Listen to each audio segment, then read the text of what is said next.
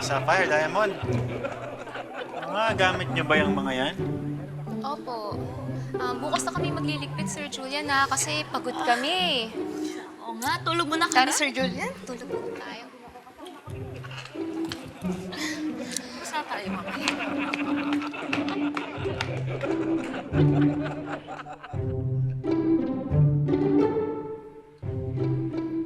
Mas makalat pa itong mga babaeng to kaysa sa mga lalaki. Dapat pala sa mga lalaki ko na lang pinaupahan yung kwarto nila nanay. Pinaupahan? Kanino niyo pinaupahan yung kwarto namin, kuya?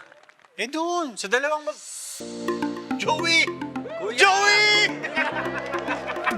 Namiss kita, kuya. Ano yan ginagawa mo dito? Ayaw kasi credit ng school dun sa New Zealand yung natapos kong 8 months dito. Reset daw. Isayang naman yung 1 taon. Ayaw pumayag ni nanay, kaya sabi nila, tapusin ko na lang daw yung school year ko dito. Ayun, minadali nila yung pagbalik ko para unti lang daw yung absent ko. Ba't di man lang nila ako tinawagan para sabihing darating ka? Kuya, ilang beses ka raw nila tinawagan eh. Ayaw mo daw sumagot eh. Ano? Pero huwag ka mag-alala. May tinawagan si nanay na hiningan niya ng tulong para bantayan ako. Sa lahat ng panaginip ko sila ka. Ito lang yung matutuloy Hi, Julian! Kuha na kami ng tubig, Malamig sa'yo.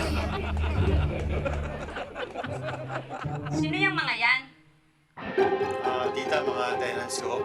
Pinaupahan ko kasi yung naiwang kwarto nila nanay.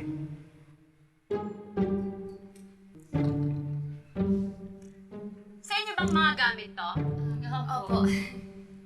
Ligpitin nyo! Ayaw ko nang kagabi dito sa bahay. Ayusin nyo yung mga gamit nyo. Yan pa! Mga pinagkainan nyo, ayusin nyo! Bilis!